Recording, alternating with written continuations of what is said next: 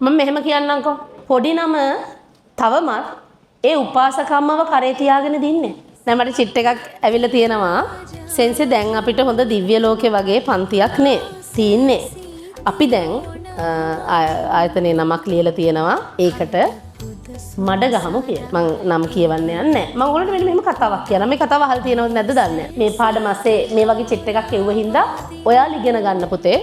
මම මේ කියන දේ. වැඩිහිටි හාමුදුරු කෙනෙකුයි ආච්චියා මෙහා ගන්නවද? වැඳ ගන්න. හරි. වැඩිහිටි හාමුදුරු කෙනෙකුයි තරුණ හාමුදුරු කෙනෙකුයි.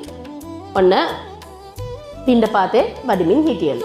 ඒ අද්දි යාලට තියෙනවා ගඟක් එතර වෙන්න. ධනක් උසට වතුර. ඒ කියන්නේ මේ ධනක් උසට කියන්නේ මේ ධන හිස ගාවට ඉතින් වතුර තියෙනවලු. එතන වැඩිහිටි හාමුදුරුවෝයි පොඩි හාමුදුරුවෝයි යනකොට කාන්තාවක් ඉන්නවා ගඟ එතර වෙන්න බැරිව. ඉතින් මොකක්ද අර වැඩිහිටි හාමුදුරුවෝ ලොකු හාමුදුරුවෝ කරේ ඒ කාන්තාවට මේ කරට නැගලා කකුල් දෙක දෙපැත්තට දාලා කරට නගින්න කියලා මේ කාන්තාව ගඟෙන් එතර කරා. දැන් පොඩි නම බලාගෙන ඉන්නවලු මේ මොකද්ද දෙවියනේ මේ කරන්නේ මේ ලොකු හාමුදුරුවෝ කාන්තාවක් අපි භික්ෂූන්ලනේ.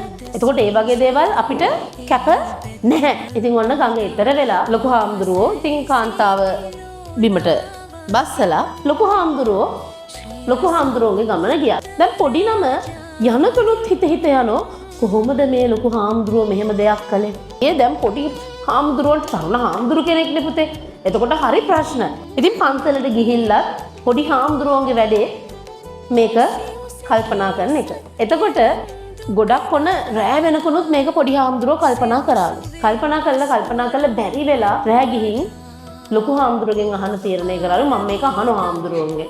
මොකද්ද මේ කරන්නේ මේ වගේ වැඩක් කරන එක ශාසනයට හොඳ මදි කියලා ගිහින් අහලා තියෙනවා ලොකු හාමුදුරුවන්ගෙන්. ඇයි ලොකු හාමුදුරනේ ඔබ වහන්සේ මෙහෙම කාන්තාව කරේ තියාගෙන ආවේ? ලොකු හාමුදුරුවෝ දුන්න එක උත්තරය. පොඩි නම මම මේ උපාසක අම්මව කරෙන් බිමට තියලා ගොඩක් වෙලා. හැබැයි පොඩි නම තවමත් උපාසක අම්මව කරේ තියාගෙන නේද ඉන්නේ කියලා.